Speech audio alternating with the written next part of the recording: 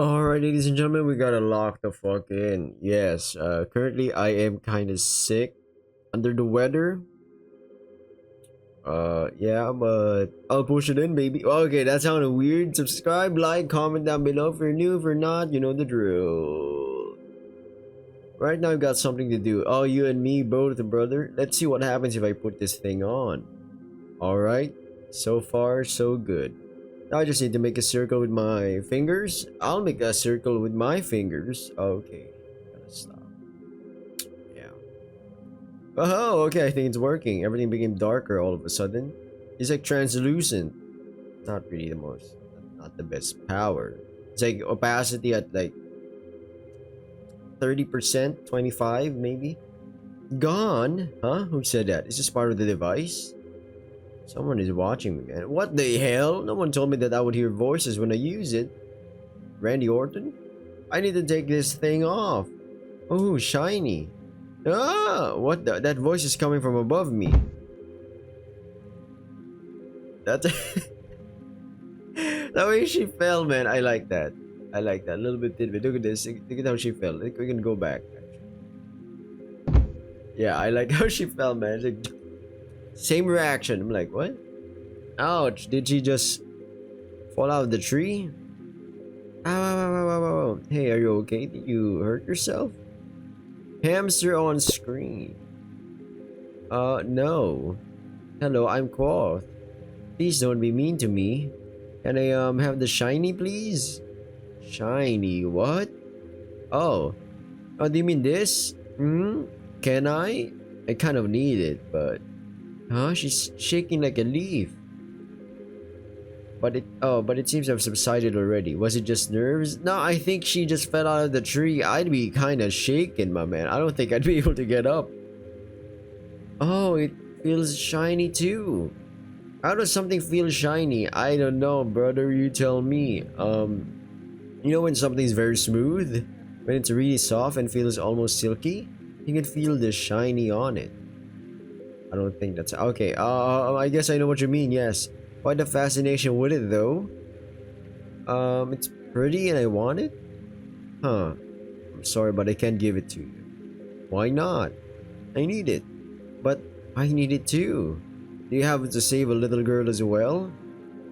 Save her with the power of shiny? Yeah, sure. No, I don't. Can I try, though? I don't know what's happening here. This conversation is... I don't know where it's going. The ring? Uh-huh. Son of a B word, man. Okay, episode 21. Yes. Yeah, sure. I guess it wouldn't hurt to know what it looks like from an outside perspective. When someone becomes invisible through it. The more I know about it, the better I can gauge when and where I should use it after all. So allowing her to try would be as much for science as it would be to appease the urge to give into her big blue eyes. That's right, I'm not weak to cute girls and let them influence my decisions against better knowledge at all. I'm just thorough. That's a lie.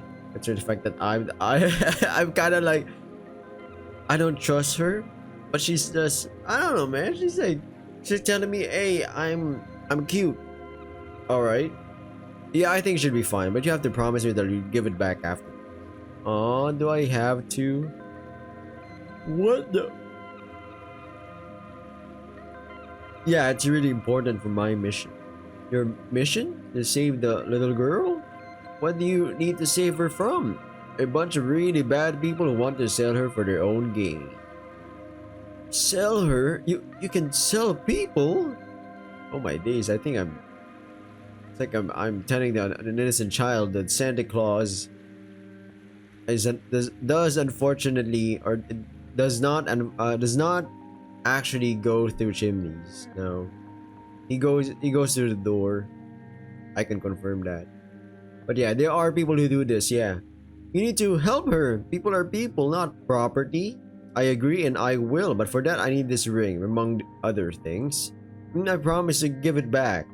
But maybe I can have it again after you saved her. The ring is not mine, but let's see what I can do once the girl is safe. Okay, thank you. Can I have it now? What is it with me and like strange women? that a bad thing? Ooh, shiny.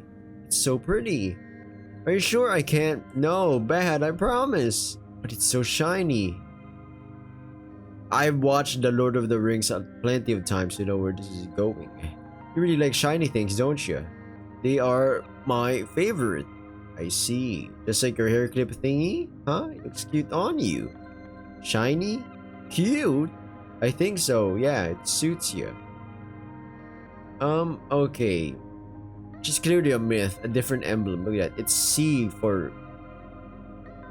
I actually don't know. Can I... Crimson High, I guess? Can I try it now? What do I have to do? Oh yeah, you put it on one of your fingers and then make a circle with the finger and your thumb. I'm just not sure if it'll work when your fingers are so much smaller than mine, since I assume it works via some sort of electrical circuit and needs skin contact for it.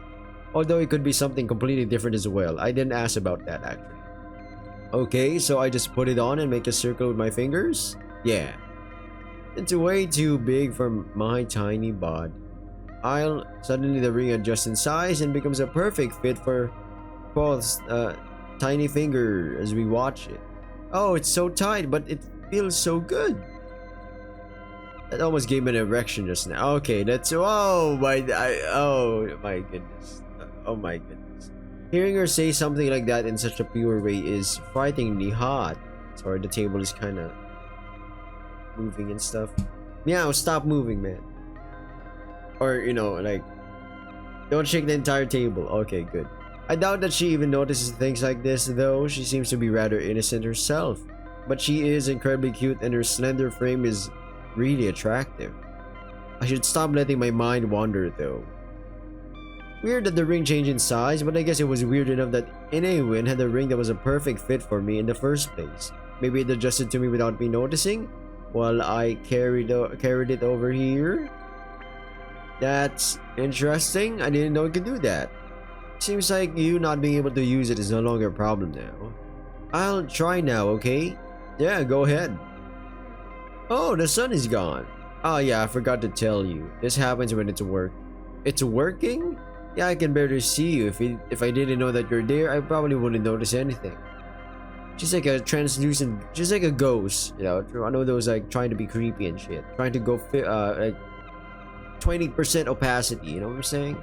But then you just don't give a shit anymore. You're like, okay, because there's ghosts in the house. Cool. Are you sure I can't keep it? Oh, what the fuck? I almost choked on my own spit. Pause. Yes, Quoth, I'm sure. However, let's see how she reacts to some teasing. What if I get you something similar in the future? My own Heidi thing? No, I don't think those are as easily acquired. I was thinking about a normal but still shiny ring instead. A shiny ring just for me? Yeah. Yes, I want it. Gimme. I'm not sure if she didn't pick up on what I was suggesting or if she just doesn't care and chose to ignore it.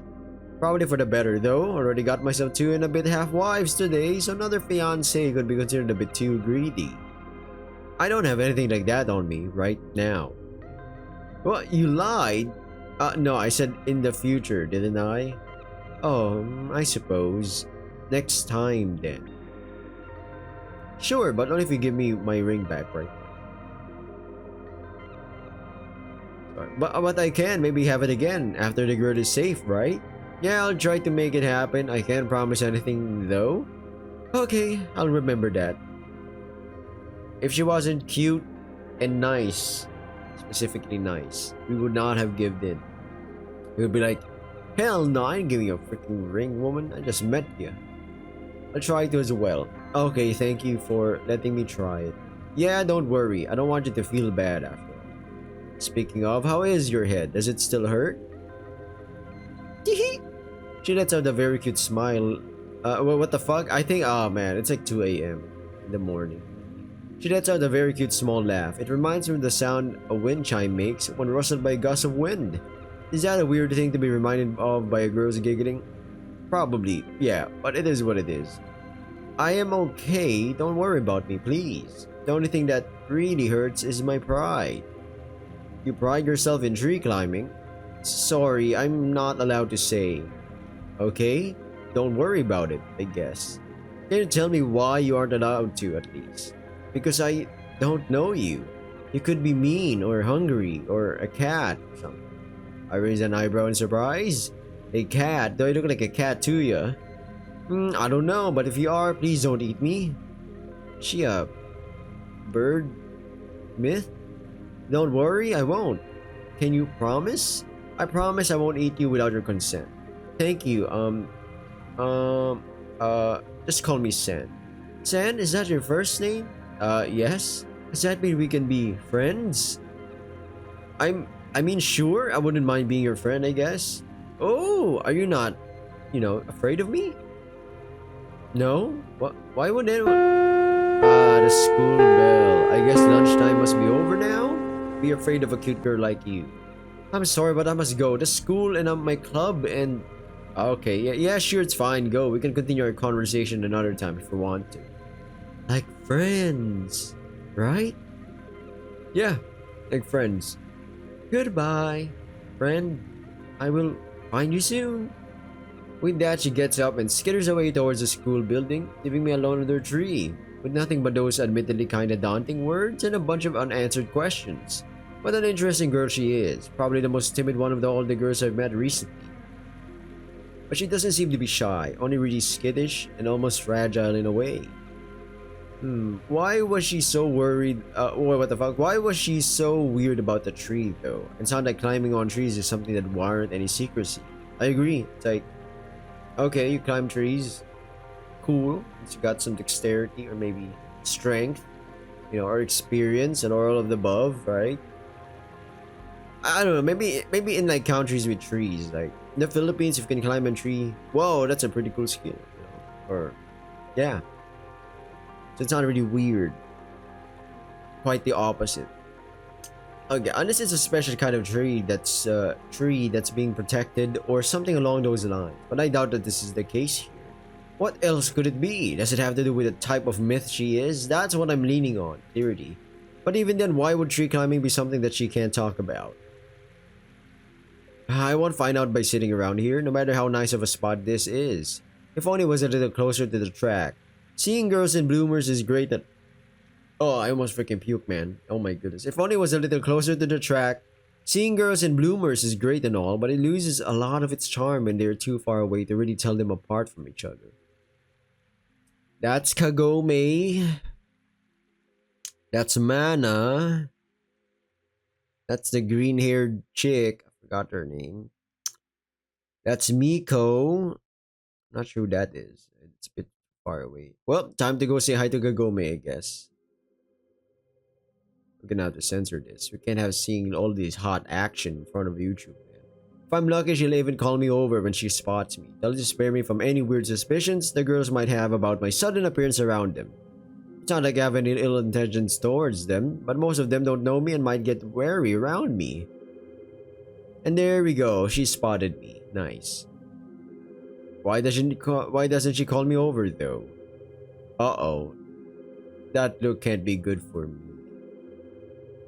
Wait, that's Kagome. Is that? Nah. Maybe this was not that good of an idea after all. I wonder if it's too late to feign ignorance and just walk away.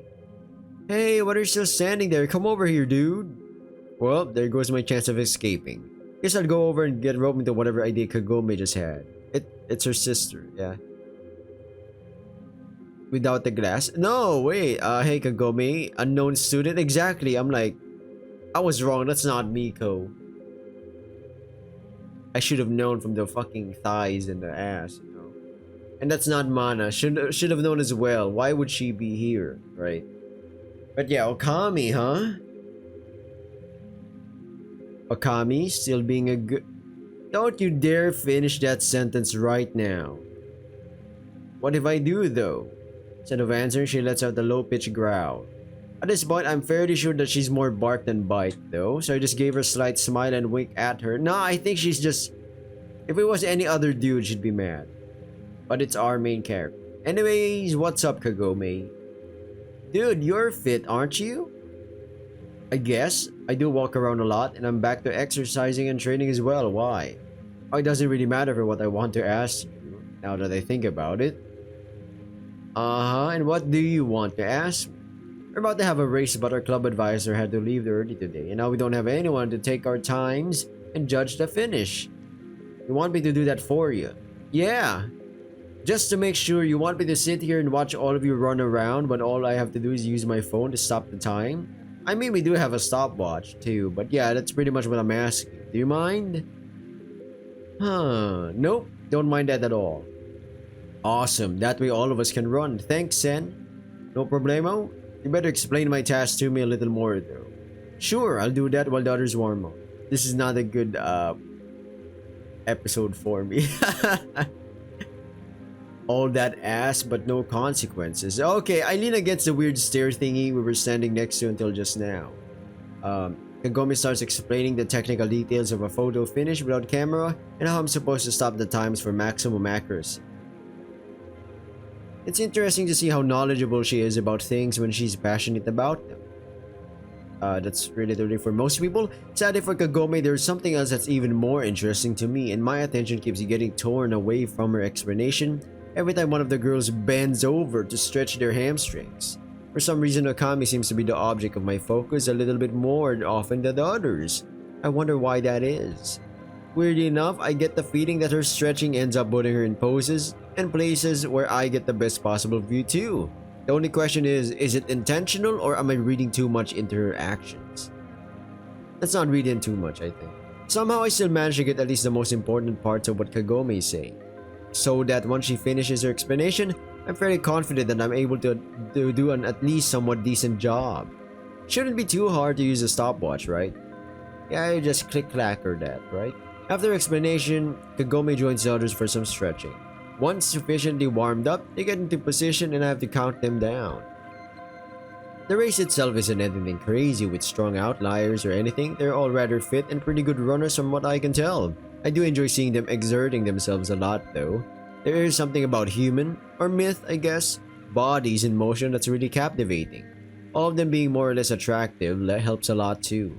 Eventually they finish their last lap around the track and I take their final times as they cross the finishing line. One by one they run past me, with Okami being the first and Kagome being a close second. They keep running for a couple more meters before they slow down and circle around to me. And how did I do? Did you send me the results already? Yeah, I just did. You did really good. I didn't know you were that fast. Right? I'm getting faster with each race too. Thanks for doing this for us, Sen. Don't worry about it. It was nice watching you. I bet it was. Who do you think looked best while running? Probably Megumi and her huge... Oh, Megumi is her name. Kagome? Stop that. Yeah, I'm not going to answer that. Oh, come on, Sen. Just for fun. This isn't going to end well, Kagome. I promise, someone's going to be mad at you. Half of them probably don't care about your opinion anyways. Yeah, sure, as if. Those are still teenage girls we're talking about. 18 plus? I'm just repeating that again. But I can't say that I'm not at least a little bit curious about their reactions. Ah, fine. I knew you're fun. So who's the hottest athlete here? That's a completely different question, but alright. Son of a bitch. You're making me... Oh my days. You are making me pick. I'm curious. The cute flower girl. Come on, Tsubaki. This really isn't that hard. Say thanks and ask for his number. Thank you. Can I have your number? Sure, yeah. I think all of these girls are interactable characters. I don't have my phone with me though. I'll send it to you when we're back in the locker. Good job, Tsubaki. I guess that's a thing now, but she's really cute, so I don't mind that at all. I wonder if she'll ever text me though. Hello? Still there? Huh? Did you say something? Sorry, I must have spaced out for a moment. Spaced out, eh? We were thinking about Megumi's... Kagome!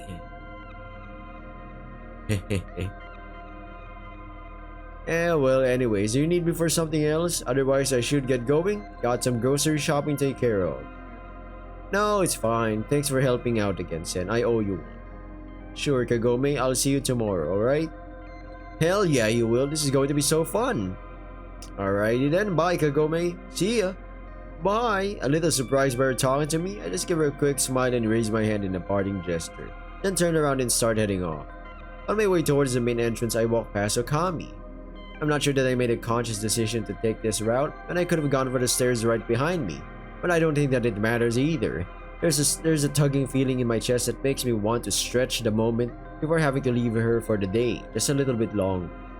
Too bad that she seems to be busy though. I was curious to see what kind of expression would be on her face when looking at me after today's events. I decide to get her attention by kicking a small stone in her general direction. She looks at it, then follows its path back to my feet, and ultimately looks up to me, with only the faintest trace of a smile on her face.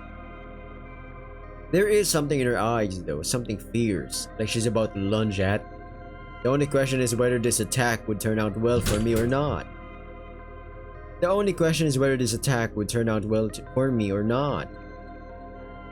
Our eyes lock into each other and I stop in my tracks. We keep holding eye contact. I can't say for how long, it's probably only a couple seconds. Neither of us seems to want to break it off though. I don't know what her reasons are. Mine, however, it's weird. Looking at Okami like this makes me feel powerful. Eventually the feeling starts to fade and I decide to say something and be on my way before it gets off. Well, you did good out there. It was impressive to see you run. I tried to compliment her, see what feels the most natural. She's won the race after all. She's likely proud of it. She doesn't answer me. The only noticeable reaction I get from her is a pair of wide eyes and a slightly stronger flush of her cheeks. Which cheeks? Oh, I study her face for a moment longer. Her expression does not change. Again, I'm not sure what to do or say, so I go with my gut. Good girl. Keep working hard. I'm proud of you. I don't stick around to see how she reacts. What the hell? Why did I say that? Why would I be proud of her? We're not even friends. She's an acquaintance at best at the moment. Still, it felt right. Would this be a good thumbnail? The goat leaving the school. The master. Yeah.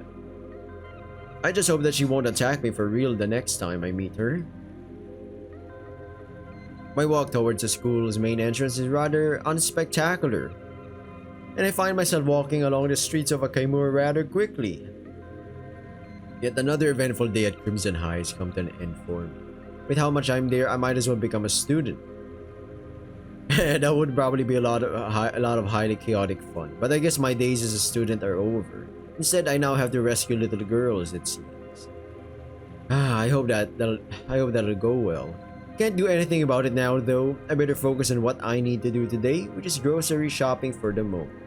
There'll be a bunch of people over in a bit, and I want to be able to offer them at least some variety of food and drinks. I should also buy some more food in general, since there are now 2 people living with me, even though June's only going to stay over for the weekend. Better talk to the 2 of them tonight about what kind of food they prefer. Before I even realize it, I've made my way to the convenience store I've been at yesterday. Why there and not at an actual grocery store, I'm not sure. Maybe because of the cute employees. Knowing myself, that sounds like a pretty good guess. Should be fine though, they should have everything I need as well. Instead of standing outside of the store for any longer, I stop monologuing and step towards the automatic doors and then through them. Bye, Neri, have fun and don't scare all the customers away. Oh, buzz off, you know. And be careful not to run into... Oof! The customer just came in. Wow, who put this wall here and why does it smell so good? Thank you. It's you! Hi there, how's it going? You know? I'm great, but I need to head off. Got things to do and stuff. Neri will take care of you, I'm sure. Bye, don't do anything I wouldn't do. Like, what? Okay, excuse her, she's different. Neri, right? That's not Neri. Oh, okay. It's Nereza, if you must know. Okay, so Nereza, but don't call me that either. Alright then, what should I call you? Call me Nerez if you must. It's what I go by, usually. Sure, Nerez it is. As I was about to say, don't worry about Ino. Nothing happened and it's fine. Good, I didn't want to start my ship with a formal complaint. Not for something like this. Do you usually work late in the day? What is it to you?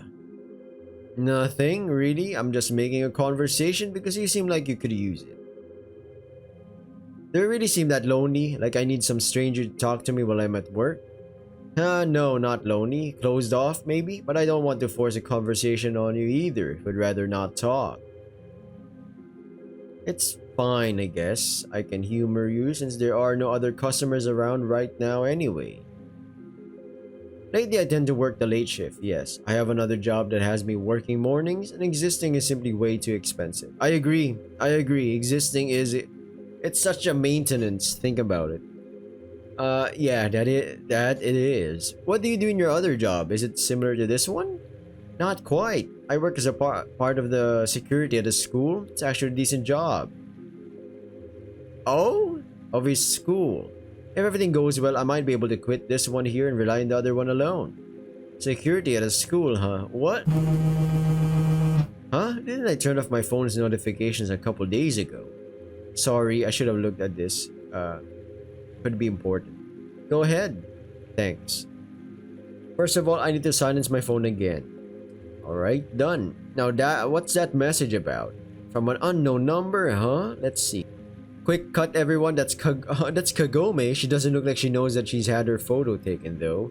Seems like someone wanted to prank her. Or me, or possibly both of us. Maybe Megumi wanted to pay Kagome back for earlier. But then again, she doesn't seem like the type for something like this. Flower girl, maybe? Could it be Tsubaki? It would explain the unknown number, but why would she send me a picture of Kagome in her underwear? No, I don't think it's her. That wouldn't make any sense. Huh, weird. Anyways, as long as it's just this one incident, I think it'd be best to just ignore it. Hopefully whoever this came from will lose interest in it when there's no reaction. Plus, the photo is actually kind of neat to look at. Whoever made it was able to capture Kagome in a great moment.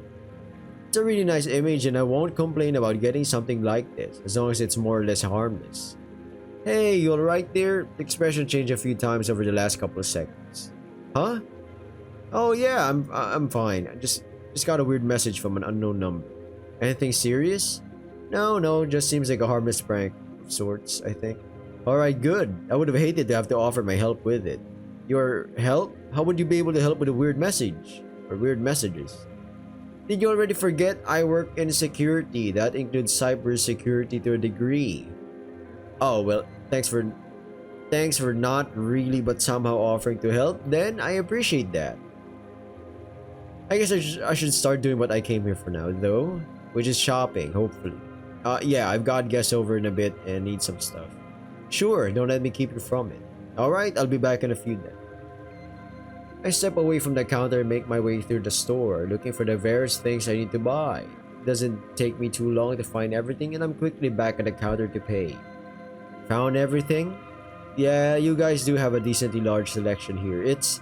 Don't you dare say it. But I already started the sentence. No, don't. It's... Stop it? Oh, come on, I need to get it out somehow. Do it outside or wherever, I don't care as long as I don't hear it. Why? Would that inconvenience you? I'm so glad when I can work with my cameras all day instead of dealing with this. Your total is 8,200 yen. I'll pay via phone. Yeah, sure. Beep beep boop boop. Payment successful. Thankfully, technology has come a long way in recent years. Thank you, Nerez. I hope your other job works out for you and you can soon do what you enjoy. Oh yeah, thank you, and thanks. Or rather, thank you for trying to cheer me up, I guess. Even though your methods are questionable and you don't know. You're welcome. Just try not to take everything so seriously all day. We'll see. Now get out of here. Sure. Bye, Nerez. Yeah, I'll see you soon, I suppose. Back out I go. She'll see me soon, huh? So she did actually enjoy talking to me. That's nice to know, I guess. Right now, it's not really of any importance, though. I should see that I get home and prepare the apartment. It could likely use some cleaning, and I kinda want to rearrange the furniture too.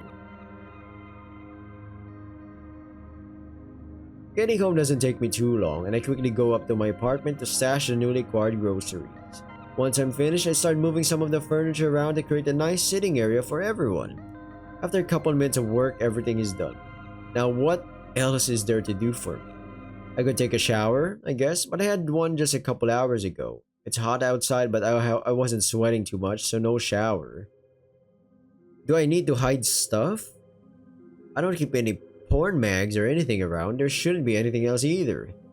I think. Am I forgetting something? Ah well, can't be too bad if I don't remember, I suppose. It should be around 3 p.m. right now, so all that is left for me to do is to sit around and wait until the girls get here. Guess I'll plop down to the couch and browse Beanflix for something to watch tonight. Meanwhile, in another part of Akimura, did you find her yet? No, ma'am, she seems to be hiding real good. But we did find another promising lead. Excuses! We have no use for trash like you. No, but please, ma'am, give me another chance. Rento? Oh, I'll take her. I don't know, I can't do the voice right now. I'm kind of sick. No, ma'am, please, not him. You want me to look for the brat afterwards? No, send me another one. Once you're done, I need you to keep looking for the artifact. Understood. I think the man's dead. Nothing too interesting on there. Hopefully they'll release some good shows or new episodes of existing ones soon. Funny enough, Netflix acquired Warner Brothers, even though they blatantly said before that they don't have any interest in acquiring them.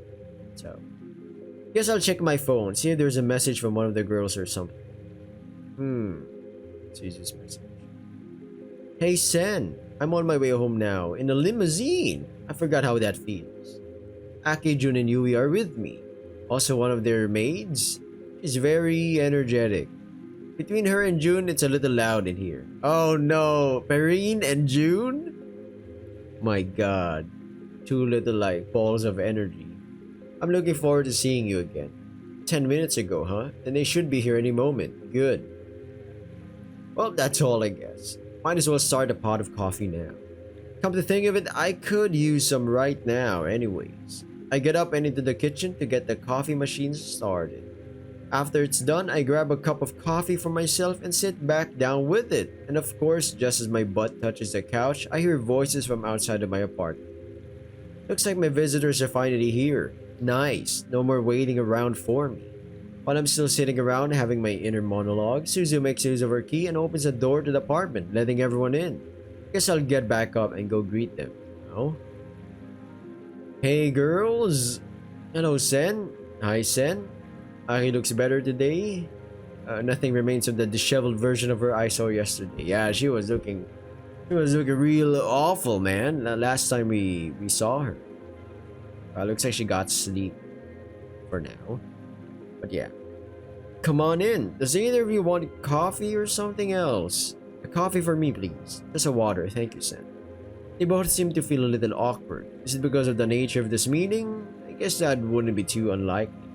Hopefully it'll blow over in a couple minutes. Take a seat on the couch or on one of the chairs. I'll bring it over in a second once I've greeted everyone. Of course, thank you, Sen. Yes, thank you. They walk past me and sit down on the couch, quietly talking to each other. It's not so quiet that it would seem like they are hiding something, but rather subdued, like they are cautious of talking too loud for some reason. Wow, I hadn't quite noticed before, but Perrine is actually human size. I agree.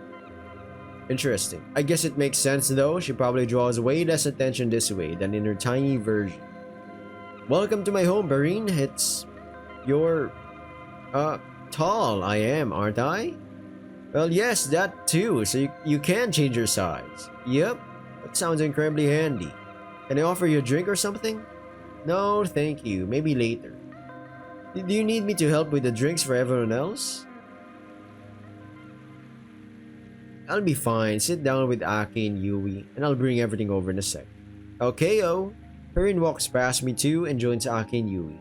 Once she joins their conversation, the volume level increases noticeably.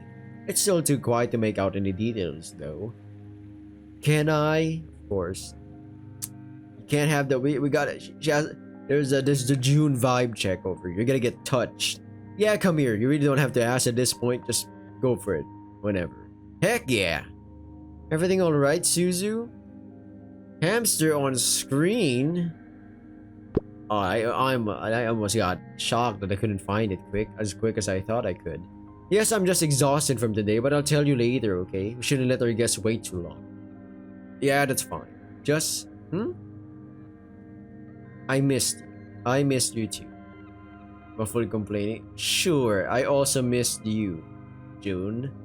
Sounds of contempt. Okay, come, join the others now. I'll follow in a minute once I've got everyone's drinks. Speaking of, what do you want? Soda, please. Sure, I'll bring one for you. Now run along. Muffled giggling. June lets go of me and joins the others behind me. Now it's only Suzu left and she seems to want something from me. Bringing my voice down to a near whisper, I decide to ask her. Hey there, what can I do for you, cutie? I want to kiss you. But the others, they don't see you. You're hidden behind me. Are you sure? Just go for it. She hesitantly comes closer to me and gets on her toes, bowing down a little. I meet her and our lips connect. It's a rather chaste kiss. We can't start making out here after all, but it's pleasant nonetheless. I really missed her. After a moment, Suzu's lips leave mine and she steps away from me, joining the others without saying anything else. I keep standing there for a moment and then busy myself in the kitchen with the preparation of drinks and snacks. Once I've assembled everyone's drinks and an assortment of the snacks I bought earlier, I join them as well and place their respective drinks in front of them without saying anything to not disturb their conversation. They also don't seem to have noticed our little kiss in the kitchen because my back really was big enough to shield, or they were just distracted enough. Either way, it worked out fine. And then I hugged his leg the whole night and it was awesome and probably the best sleep I ever had. That's nice. That's TMI, mate. That's TMI. Keep that information to yourself. That's nice, Jude, but what does it have to do with why you're here? You said you were going to tell us after school. You see, I kind of ran away from home? Yeah.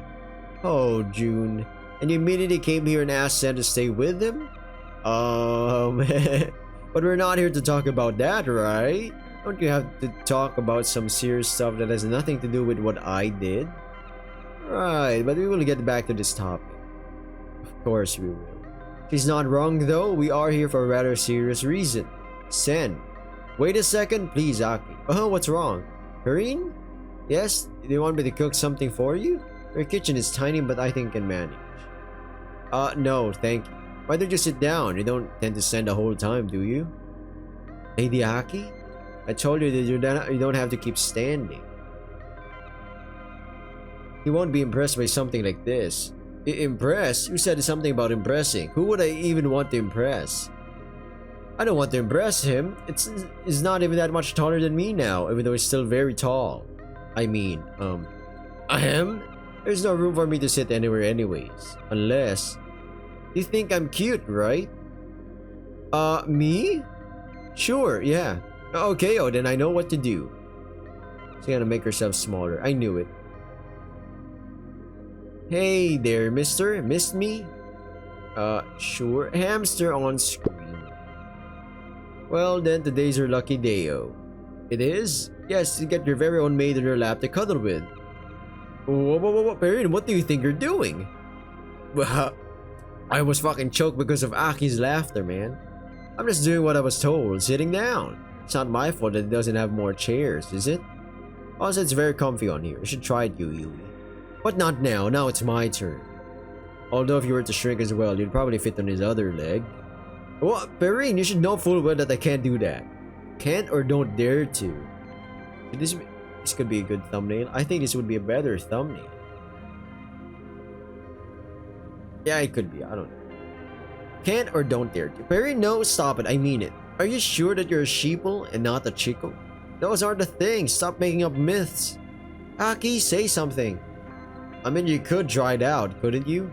Aki, not you too. Come on, Yui, don't be a chickle. Those don't exist. You're proving the opposite right now, though. Chickle. You guys don't even know if he would be alright with it. Stop forcing things on him. You're the worst.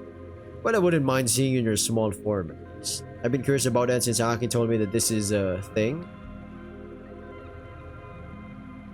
Really? Sorry. Come on, Yui, don't be a naughty woolly head. You guys are the worst. Oh my god, she is gonna do it.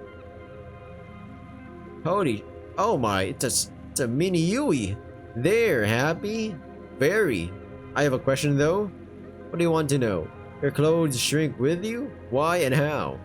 It's complicated, and you wouldn't understand anyway. Try me. It's magic, just leave it at that. Yikes. Okay.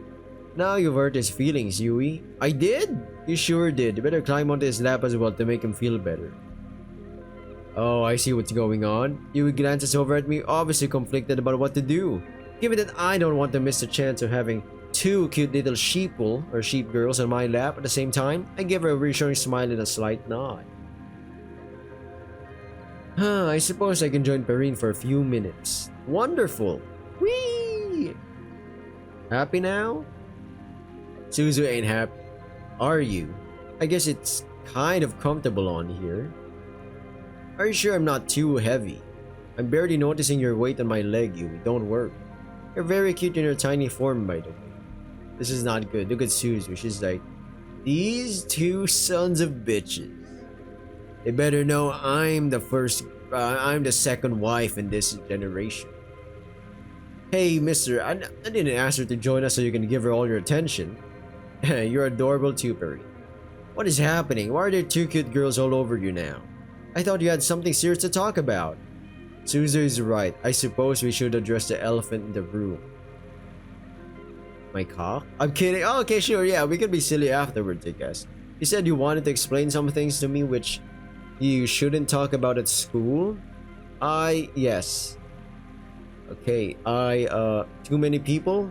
I thought I wouldn't mind, but I preferred be only you at first, but I want you to be the one to decide whether or not they will learn about it too. Let's see.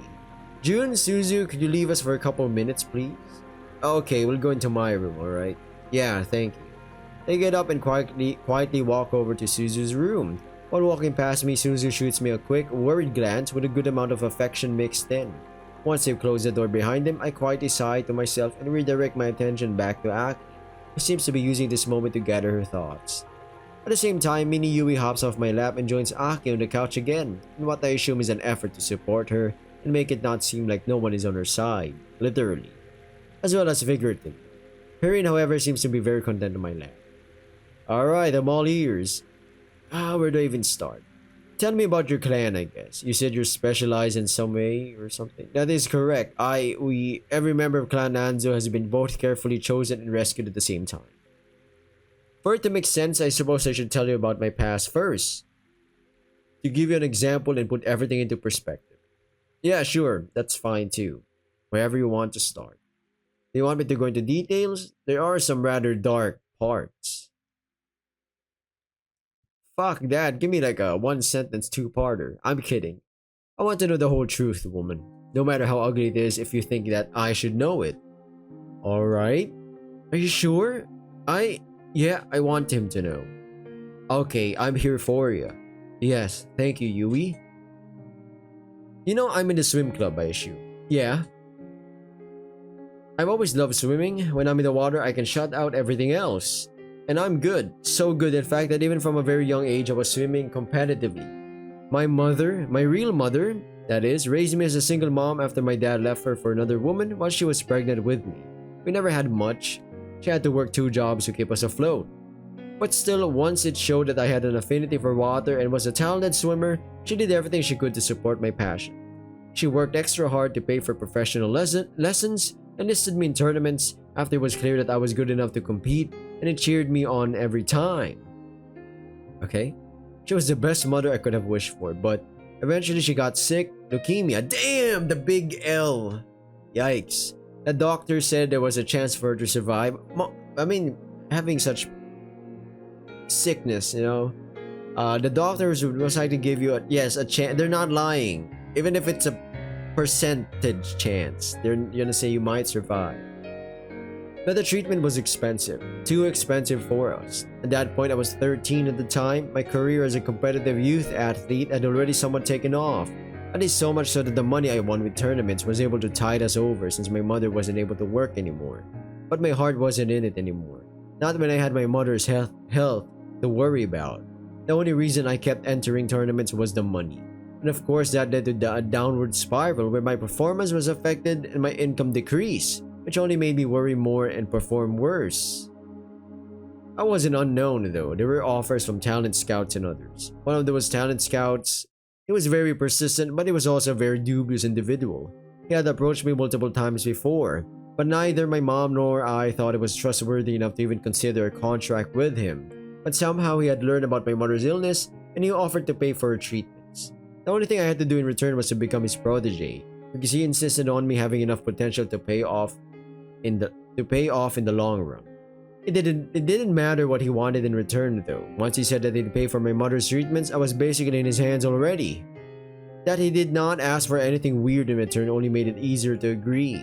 So I entered the contract with him and he held his promise at first. After a while, he started to make demands, small ones at first, disguised as opportunities for me. A bikini photo shoot here, a modeling job there, nothing completely unheard of for someone in my position. It's true. They were even paid rather well, so much so that my mother and I considered moving to a better part of Akaimura. Everything seemed to be going great for us. I had even regained my passion for swimming. I was able to focus on it again knowing that my mother was getting better. Eventually though, things took a turn for the worse, not with my mother's health, but with my manager. I was almost 15 at the time when he booked me for another bikini shooting. Nothing unusual at this point, I'd gotten used to them, even liked them somewhat. I was a model after all. But this one was different. I was told to remove my bikini top in front of the camera. At 15? Oh my days! That's... Someone needs to go to jail, my man. Of course, my first reaction was to refuse, but my manager talked me into it by saying that I had to think about my mother's health and the money for her treatments, which allegedly had become more expensive.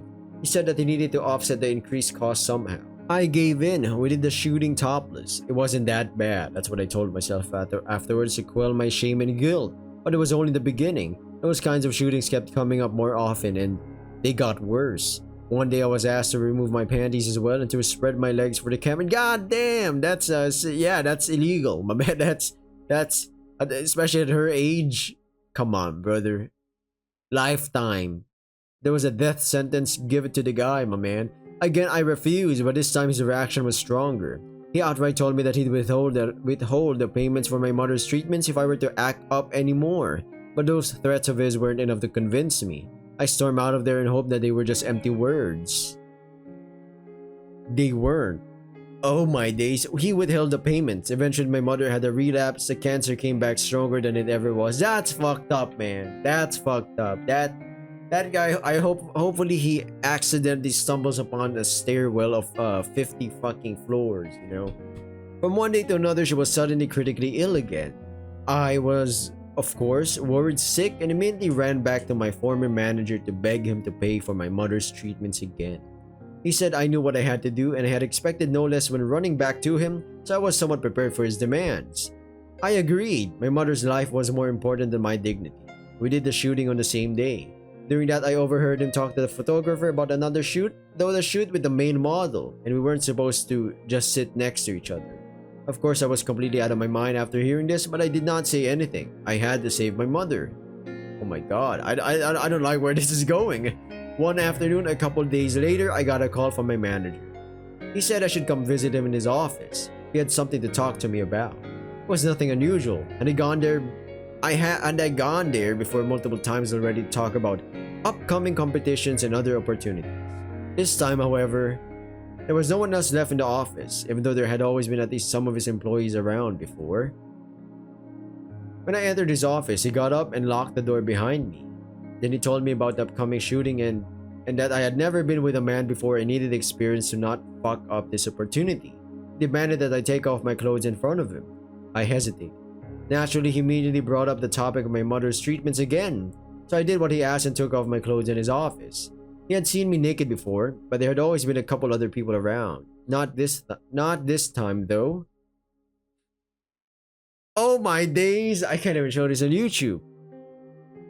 We're gonna just zoom in on her face. This is Aki still. We were alone and he came closer to me, put his hand on my bare shoulder, his dirty nails digging into my flesh. It hurt. It hurt so much, but I had to endure it for my mother's sake. For God's sake. After a moment that felt much longer than it likely was, he let go my shoulder. He let go my shoulder and started circling around me instead like a fucking predator, man. I felt like his prey, like a small animal that had been cornered by a predator, exactly. Directly behind me he stopped, stepped closer to me, whispered into my ear. He said that he had always wanted me, that he couldn't wait any longer. At the same time, I felt him shuffling around behind me, and then suddenly something warm and hard throbbing on my butt. Oh my days! Holy shit, this is fucked up, man. I was paralyzed with fear. I knew what was about to happen to me. I knew that I had no way to escape from him. Suddenly, he grabbed me by my throat and shoved me over to his desk, forcing me to bend over it. I started begging for mercy. He didn't care. Instead, he moaned behind me in anticipation and lined up his throbbing thing with my... I tensed up and braced myself for what was about to happen at any moment. But nothing happened. I stood there, bent over his desk for probably 2 or 3 minutes without anything else happening to me. At that point, I noticed that even his moaning and heavy breathing had stopped. I stayed in this position for a while longer, fearing that any movement would make me lose my virginity to this monster after all. I don't know how long I stood there, unmoving. My thoughts were a mess and it took long for me to calm down enough to think rationally again. When I could, I raised my body and turned around to see what was going on behind me. I'd expected a lot, but not to be greeted by a scene from a splatter movie. There was blood everywhere, and he was there too, lying on the floor, motionless, lifeless. And there was a woman I had seen before. She had been to some of my competitions, but she had never talked to me. I figured she was just a spectator because she enjoyed the sport. It took me a moment to realize, but she was covered in blood as well, especially around her mouth. It was a frightening image, but my tormented mind had enough and there was no room for more fear. I just looked at her with plain curiosity, feeling detached from everything around me. Detached gets mentioned, oh my god. We are playing that again, of course. I'm just trying to finish a lot of things here. Even though she was covered in blood and looked quite savage, this impression was offset by her poise and overall elegant appearance. She felt like royalty. She had to be royalty. She was royalty. She was Lilith Anzu, first generation of Clan Anzu and my savior, and she had an offer for me, to never be at the mercy of a beast like him again. The only thing I had to do was to become part of her family and leave my old life behind. She even promised that my mother would be cared for, no matter the cost. In my state, I wasn't capable of any deep thoughts. What I heard was that my mother would live and that I wouldn't need to go through something like this ever again. Of course, I agreed. She then stepped forward to embrace me and kiss my neck. I felt a sharp sting of pain for a second and then nothing. When I woke up, I had become a vampire of Clan Anzu. Ooh, yikes! What a story. Now I can see why she was like a bit shaken up. Yeah, but like wow, I don't know, not really sure what to say about that. Holy shit, Aki, I had no idea. You couldn't have, but now you know. This is who I am today. And I would prefer if you could keep this part to yourself, as it is just a preface of what I actually want to tell you about. Just a preface, everyone. It means it's the first part before the actual thing. Interesting. Yeah, of course, I promise. I won't tell anyone about it. Thank you, Sam. I hope you can understand me at least a little bit better now. Yeah, I think I can. I'm sorry this happened to you, Ak. I know it doesn't do much for you, but I still am. What you had to go through is something that shouldn't ever happen to anyone. Thank you, Sen. I think the same. And so does Lilith. She's made it our life's purpose to rescue as many women in similar situations to the one I found myself in. Oh, she's got a hate boner with like dudes. I think she has forgotten her initial goal at some point. How so? She's started to focus too much on vengeance instead of rescue. From what the others have told me, she hasn't always been as hard on men as she is now. Which kind of leads me to the actual reason for this conversation. Lilith has ordered me to find a man to make into a ghoul, to prove that I'm worthy to be her successor, to show my dedication and my resolve. Oh no, you can't do that, Aki. My wives would not approve of this. Okay. They would form a fucking riot, you know what I'm saying? And that man was I, huh? Yes. Why though? Saturday in class, when you talked to all of us, there was a moment where I thought I had seen something in your eyes. Something that reminded me of him. That was when I chose you as my target. I see, but you didn't go through with it, so I did not. It wasn't right. You are not him. You are not like him. You've shown me that on multiple occasions in the past. I just didn't want to accept it. You almost killed me, woman. And then you rejected me, even after I threw myself at you in barely any clothes. But that's something I don't understand. What is? Why did you do it this way? What if I hadn't rejected you? What had instead tried to take you by force? Do you have an ability that could have saved you? I don't. Yeah, I was about to say as well. I was like, wait a minute. This is too forceful even for her. Like, think about this. If I was like some kind of villain or whatever, what were her plans or steps to be in the control side of things, right? Or just run the course and just hope that everything goes well, I guess. How would you have made sure that I couldn't do what you expected me to do then? I couldn't have. She clears her throat. I knew there was a risk that you might end up forcefully doing it with her. Yeah. In a weirdly twisted way. What the heck? Alright, excuse me everyone. Meow Meow is like playing, I guess. I'm not really sure. In a weirdly twisted way, I felt that it needed to be like that. I don't know. I can't quite explain it either. I'd say I was challenging fate to, I don't know, prove something to myself. Prove that I'm no longer being controlled by my past. But there was an even bigger risk than that, no? What do you mean? The whole thing about vampires and humans not being able to sleep with each other, right? Sure, it might have been that I will turn to a ghoul after, but isn't there also a chance that I would have gotten away unscathed? Or you lose your mind or whatever it is that happens in those cases? Actually, shit, what do you think, Yui? I want to tell him, but should I? Do you think he would abuse this knowledge? You don't, do you? I can't quite make out what they're talking about, but it seems to me like Aki is asking for Yui's opinion on the matter at hand, I guess? I'm not sure. I want to trust him, but after talking about everything... Yeah, you had to live through a traumatic experience again. No one can blame you for losing some of your confidence temporarily. I surely won't, if you decide not to tell me. But think about why we're here in the first place. That's all I'm going to say. Bars. Thank you. I love you. And I love you, Aki. Aki straightens up and takes a deep breath. Whatever they talked about seems to have given her new strength for, I don't know, whatever's coming next, I guess. She sits there for a minute or so and just breathes, while the tension in her shoulders vanishes visibly and her whole posture becomes more relaxed. Stand up and come closer to me. I need to make sure that only you hear this. Okay? Uh-oh, what comes now? I lift Perrin off of my lap, who mutters a small complaint under her breath, and get up and over to Aki. What I'm going to tell you next is one of Vampire-kind's biggest secrets. I'm putting a lot of faith into you by telling you this, Sen, but... I may regret this in the future, but I want you to know as a token of trust and to make up for what I almost did to you, and because I feel like you might need to know about this at some point. She's gonna say, this whole thing is a lie. A lie? A cautionary tale to prevent something from happening. What? Wait, so we can't do it? Oh yeah, I mean, oh my goodness, that's crazy. There's no risk involved for us when we sleep with humans. The only risk is that the human becomes a ghoul if they are male or a vampire if they are female. Wait. You're telling me. You are telling me we could do it right now and the chances are I might turn into a ghoul? But if I was a female, I'd turn into a vampire. A blood-sucking creature of the night. It's almost certain that this happens with males. Almost certain. What? Why? How? Wait, I'll explain what I know. It's not much though, since I only learned about this not too long ago myself.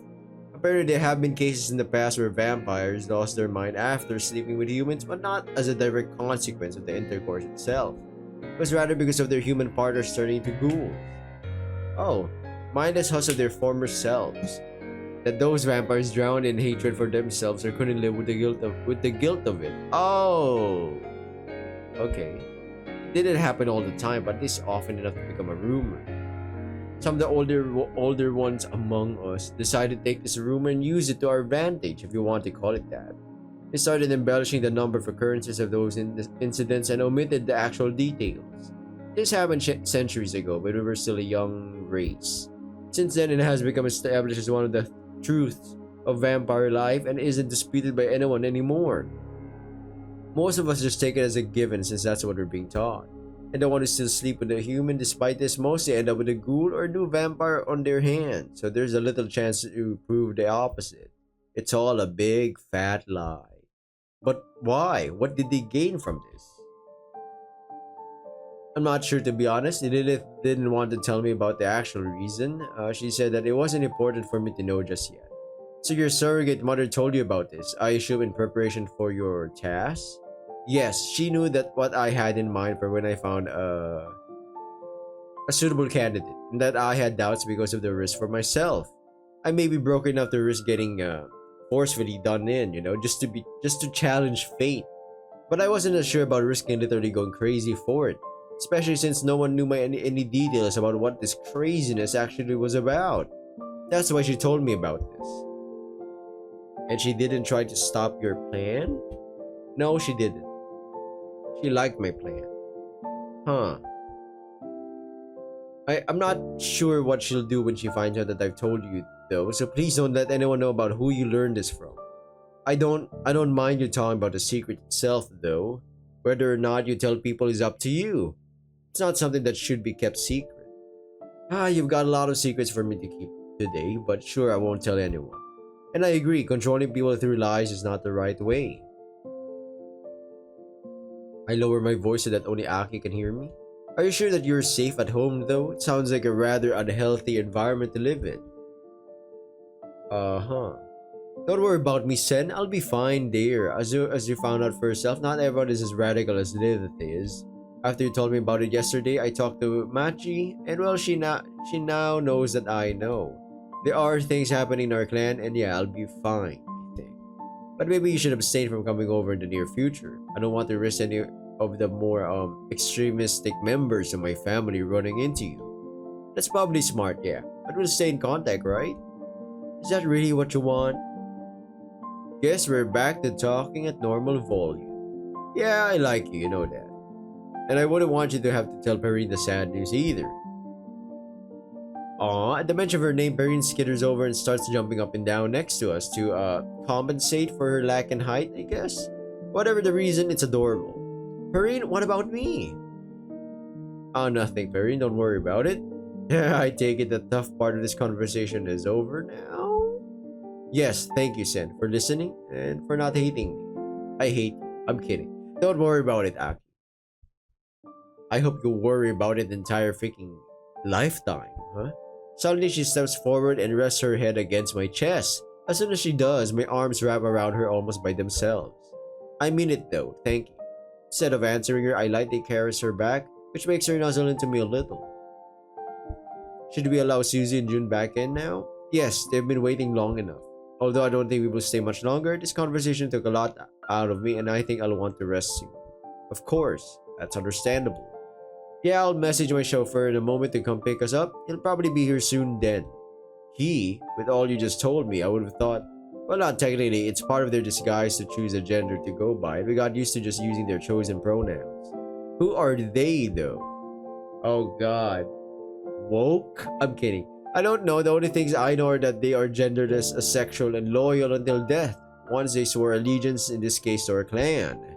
He won't talk about personal things with me, so all I can go off of is what I've heard from the others. Huh. This word of yours has all sorts of people, doesn't it? It does, but it's your world too. I hold her for a moment longer, then gently step back from her and walk over to Susie's room to let them know that they can join us again. After knocking and opening the door, I find the two of them sitting on the bed talking to each other. It seems like they get along quite well. I mean, it's Susie and June. It's June, my man. Once they notice me, they do stop their conversation though. However, before I can tell them to join me and the others again, I'm being interrupted by Perrine excitedly and rather loudly asking something that makes my innards twist in abject horror. You don't those panties look just like yours? Shit, my treasured evidence. My missing panties, how? Why? Sen? With the feeling of impending doom sitting in my neck, I swiftly turn around and head back into the living room, leaving two confused girls behind. Sen, why are these lying around on your desk? Shit, what do I tell her? That I have truth? I guess it's worth a shot. You know, when I was investigating the crime scene at her school last week, I also had a look around her classroom to see if I can find some hints about what happened. And you figure letting me run around without panties might be helpful in solving the case. Well, no, not quite. It seemed like an important piece of evidence. Really, Sen? That's the best excuse you could come up with. Yes, really, Sen? That is, it is what it is. What do you want to? Hey, wait a second. What do you mean running around without panties? Do you only have that one pair? No, I do have others, but Aki, help? Tell him you might as well learn this about us too. Do I have to? What do you think my answer is going to be? Aki likes to make me take off my panties and give them to her. That way I have to run around without wearing anything underneath during school. The pair you confiscated was my backup pair, just in case. I didn't notice that you took them until Monday, and I had to go without panties all day until we were home. Damn! Wow, that's kinky. Yep, I'm ending this video right here. I'm about to sneeze. Yes, sir. That means my allergies are kicking up. Or kicking in. Big sad. If you're new, subscribe, like, comment down below. If you're old, you know the drill, man. Ladies and gents, good luck on whatever you're doing. Bye!